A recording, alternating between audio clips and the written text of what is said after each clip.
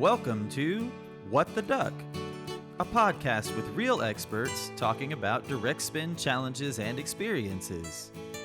And now, here's your host, SourceDay's very own manufacturing maven, Sarah Scudder. Thanks for joining me for What the Duck, another supply chain podcast brought to you by SourceDay. I'm your host, Sarah Scudder, and this is the podcast for people working in the direct materials part of supply chain in manufacturing. I'm at Sarah Scudder on LinkedIn and at S. Scudder on Twitter.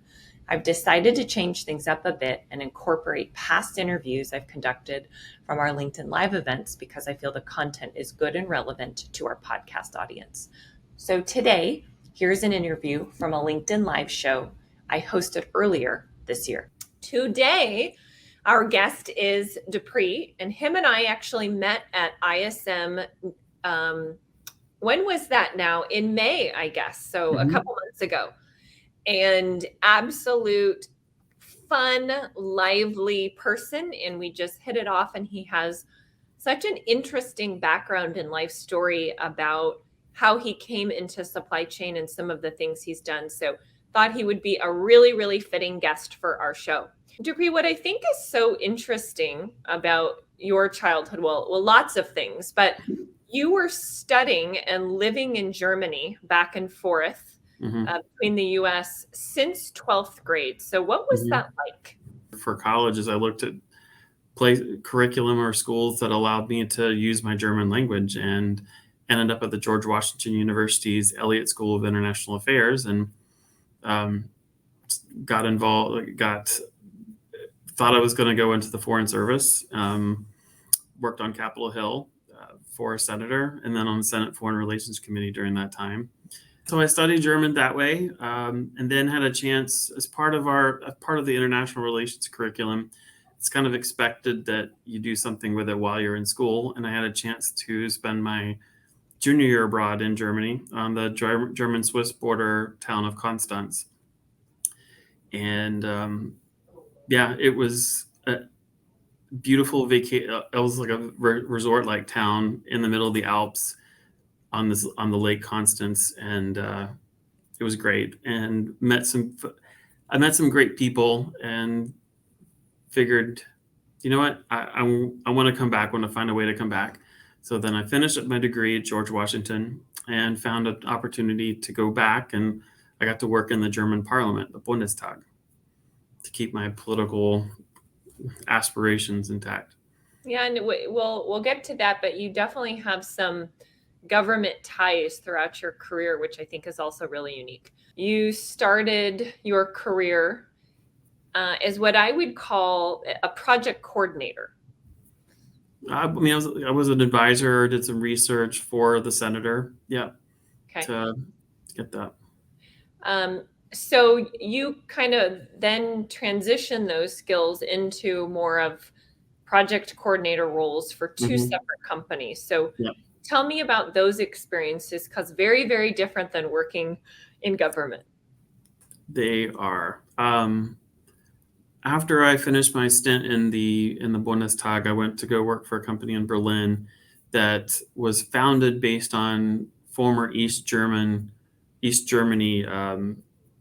subsidies, that funds that were still there, but got redirected to bring in foreign direct investment into what used to be East Germany, that they called them the new German states. It was fascinating to see, to be part of that. There's a little culture shock. First real job outside of the government. So I stayed there for a short while and felt like, okay, I don't think I'm really ready yet to jump head on into this as a whippersnapper 20-something. So came back to the US, and it was during the dot-com stuff, right? So I connected somehow with this company that wanted to revolutionize logistics and shipping by bringing back blimps, like Zeppelins, not filled with hydrogen, but with helium. So we didn't have a Hindenburg kind of situation. And they were going to be transporting big, bulky freight that can't go in an ocean container in the bottom of the airship.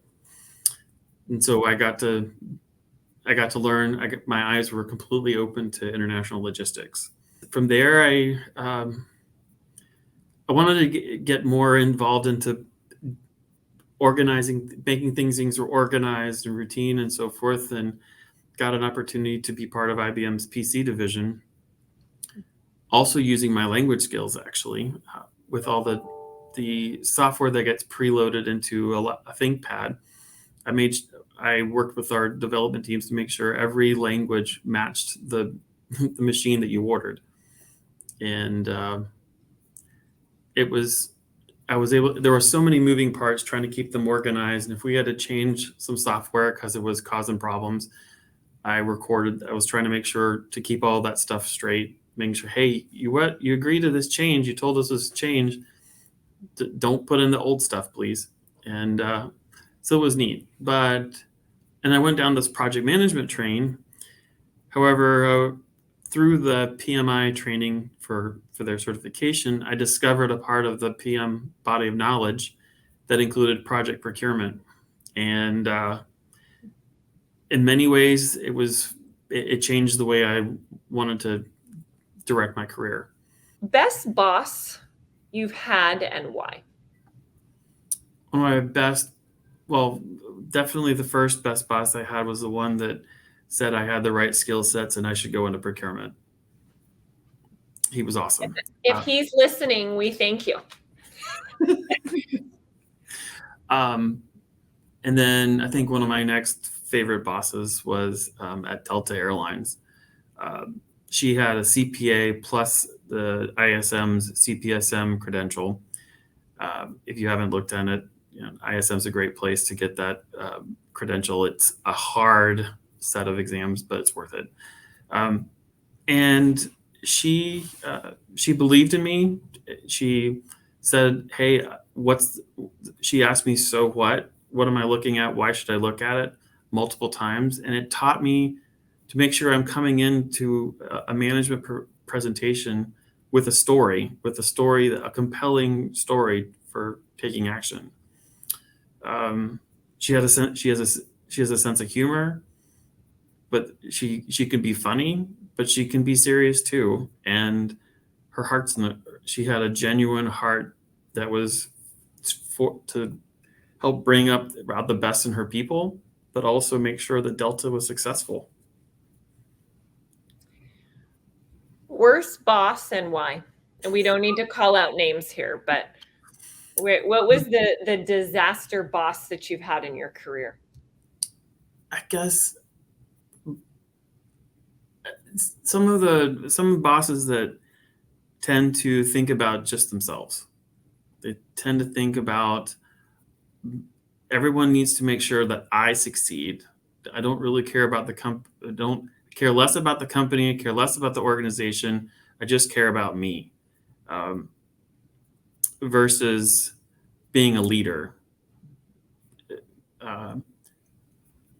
I've seen that in folks that are at a higher rank than I am, and I feel sorry for them because I think they're missing out on so many more opportunities to discover what collaboration can deliver versus looking out for number one. Let's say that. Yeah, I would just maybe put it that way, or if you can't say it, if you can't give me feedback directly and you blind copy me on some stuff, I'm being badmouthed. It feels like self-serving and not a leader. Not what I've otherwise seen as a leader. Mm-hmm. Career high. I've had a few. I think in one career high was in my last role, leading procurement for a heavy manufacturing company that also produced then some pretty cool technology that's revolutionizing retail.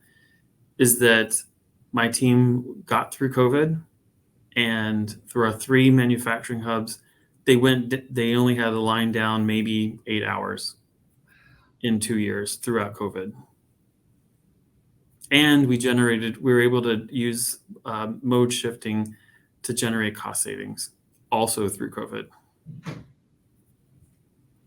That even outside of COVID is impressive alone. So the fact that that was during COVID and production was only shut down for 8 hours total is quite remarkable. How would you describe your role and what you do in procurement and supply chain? I don't know if there's any sort of like specific title. You've kind of shaped almost your own profession and your own roles. You're very, you've hit it right on the head. I view procurement in many ways. We've got to be able to use the left brain for the analytics, the looking at patterns, looking at data structures, looking at total cost of ownership, insurance and how that impacts it, freight, how it impacts then products or services, how to leverage technology, including SourceDay in those technologies as well.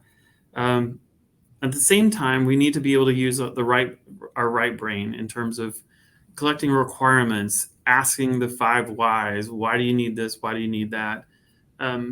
Looking at contracts to making sure that we have the right wording in there, that it's adequately protecting my employer on the buy side, or if I'm on the sell side, protecting the revenue and profitability and sustainability of the selling company.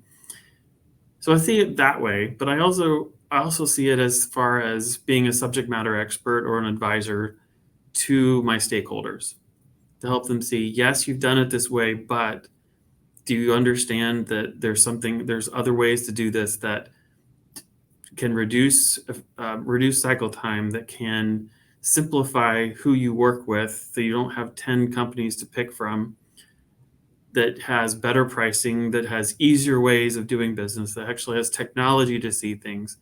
So I see our profession really as a very holistic way, occupation.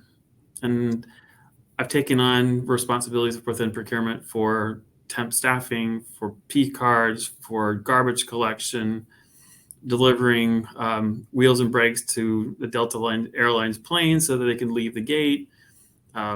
Definitely the wine from the wineries to get to first class, very important job.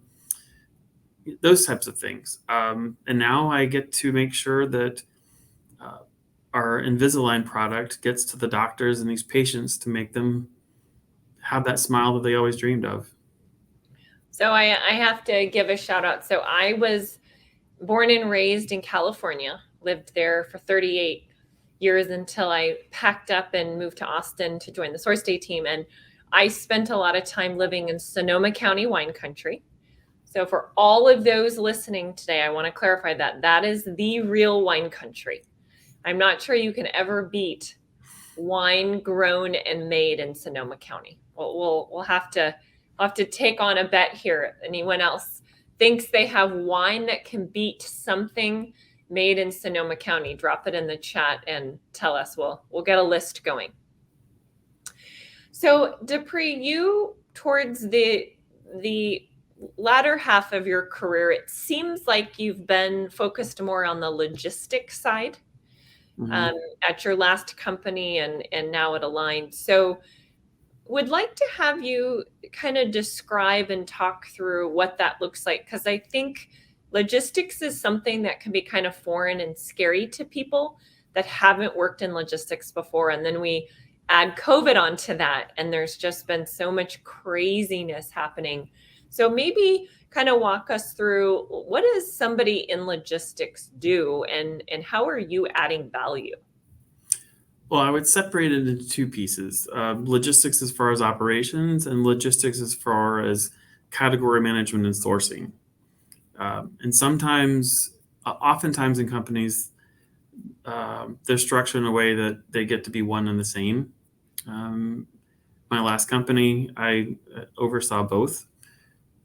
At Align, I have the pleasure of having some really great people to work with who understand logistics. They understand the different modes of transportation, the import-export regulations, all that fun stuff. it's really an honor to be able to work with smart people like that. I think we all like working with fellow smart people. So when you look at on the logistics side, it's definitely with COVID, we had, and not many, I had to convince a lot of people of this. If no passengers flew, there were no planes. If there are no planes, they carry no cargo or people. So during some of the worst parts of the pandemic, 30% of every aircraft that could have flown to ship people or cargo was not flying. So only 3 out of 10 planes were flying. On the other hand, every boat, good, like old, sort of old, new, that could carry a container was carrying a container. There was more freight that still needed to be delivered than that could be, because there was no air cargo to go around. In that, from a procurement perspective, we make sure to look at cost, risk, legal, insurance, all that fun spend. Well, container rates went up 400% because of supply and demand. And air freight was even more than that, 6, 7, 8x. And so there was from a procurement perspective, it was a hard sell to executives and finance and shareholders and everything that freight costs are a real thing. Spending $50 at Amazon and getting free shipping, that's not even close to the reality. And so having to it forced us to be very creative, and not only in production planning ahead of time, especially for manufacturers, but then making sure that the production lines didn't go down, because that was costly, or it would be costly. But then we could also contain our costs so that we ourselves didn't go under while supporting the success of our customers. And so it took a lot of analytics, it turned a lot of scenario building, took a lot of really dissecting some of the different costs. Fuel prices were out through the roof. A big component of freight is fuel, be it in the oceans, on the ocean side with bunker, to diesel, to gas, to jet kerosene. Then not having enough trucks, and the containers being stuck at the ports. U.S. has, there's, the list goes on and on of things we have to consider. And so within logistics, you have to, in many ways, you have to be about an inch deep and a mile wide, and to look at things from that mile wide view. And again, from the cost and non-cost related aspects of it. Now on the logistics procurement side, sometimes we just had no control. We had to rely on the spot market to see what we could find, because there just wasn't any, the leverage wasn't there. The buying power was really in the sales side versus the buyers. Now, thankfully, with some slowing down of those volumes, we're able to get more stability. But it takes a lot of looking around and research all in parallel to understand what the opportunities are. So what skills would you say are needed for somebody to excel or be a high producer in logistics today? Because it seems like it's very, very complex. It's complex, but you've got to be able to look at something from multiple perspectives. You've got to be able to have patience and resilience, and not freak out and try not to freak out. Which I feel like is anyone working in supply chain, you have basically, to stay calm and collect. Yeah. But also have some humility about you, that we all make mistakes, we're all collaborating, and to making sure we all come together in one common higher purpose. Mm-hmm. What would you say are a couple, or maybe there's just one innovations or things happening in logistics that you're really excited about? So I'm on the technology side, and I feel like in the last few years, there's been some pretty exciting technology enhancements in supply chain.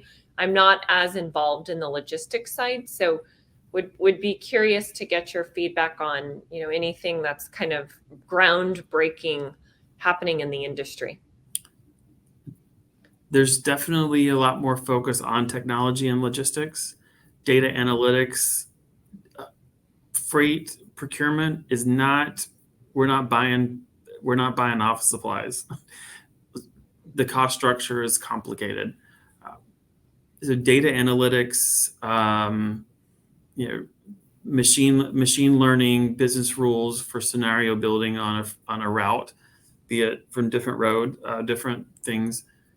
Sustainability is rearing its ugly head, not its ugly head, but it's forefront now, thanks to the EU Green Deal, other countries like Australia, Singapore, many countries with UK, and even many countries in the African continent are putting requirements into reduce single-use plastics.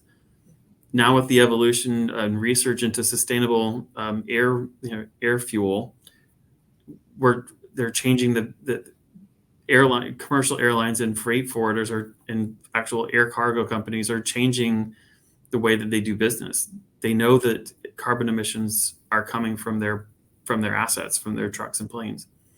Mm-hmm.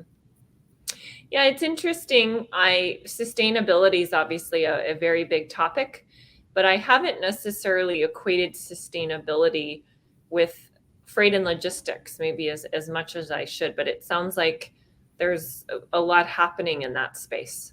Yeah, you can, through changing from air freight to ground, even or ocean, there's so much more carbon emission savings you can do. Just simple mode switch. There's also, just planning and shipping in bulk, being able to plan things out so that there are fewer flights or fewer trucks going. Shifting from just palletized 1 or 2 pallets to a full truck, it reduces the number of trips as well. That was part of what we had to do during COVID, is also trying to find ways that we could work on the orchestration and timing of shipments. But it has an impact. Which was kind of like firefighting and shooting in the dark some of the time. How would you describe your leadership style? I've been told that my leadership style is getting people out of their comfort zone just enough where it's scary, but I've got a safety line for them. Put them out of their comfort zone just enough, but making sure that they don't collapse, but they're growing at the same time.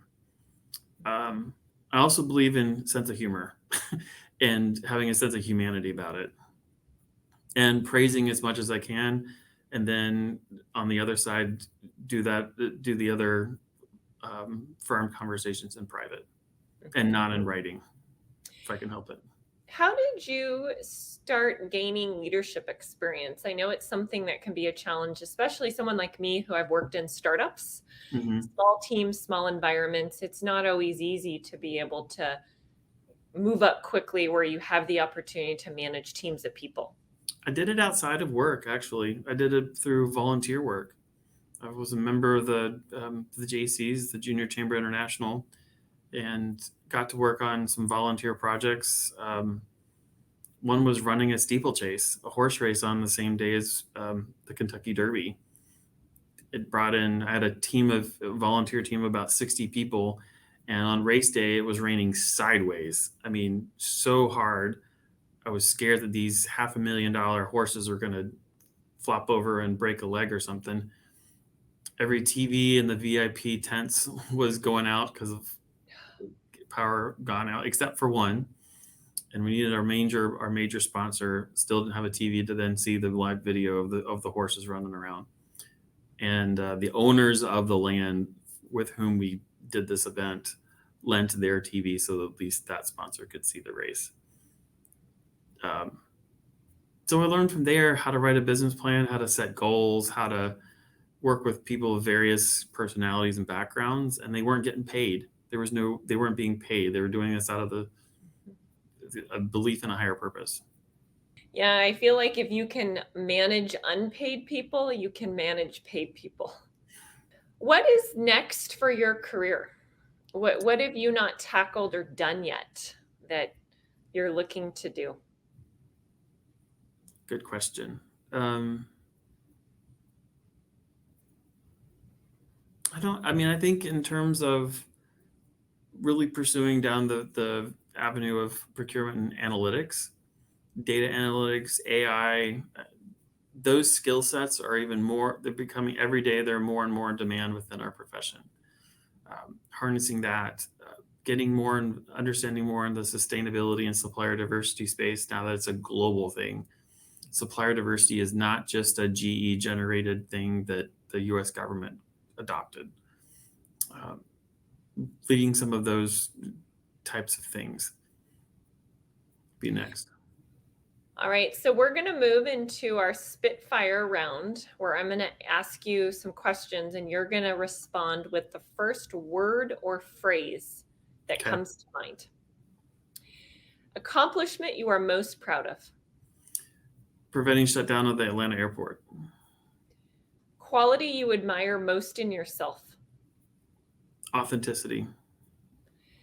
Favorite TV personality.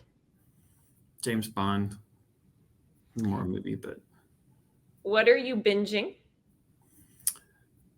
Star Trek, Strange New Worlds. What's your dream? Happiness. Biggest pet peeve? Grammar. Favorite thing to do in your downtime? Play with my dog. If you are not connected with Dupre, I highly, highly recommend you reach out and connect with him. Dupre, where should people go to find you if they want to connect? LinkedIn is great. LinkedIn would be great. Thanks for tuning in today. If you missed anything, you can check out the show notes. You can find us by typing in What the Duck, Another Supply Chain Podcast in Google. To have optimal search results, make sure to add Another Supply Chain Podcast. This brings us to the end of another episode of What the Duck, Another Supply Chain Podcast. I'm your host, Sarah Scudder, and we'll be back next week.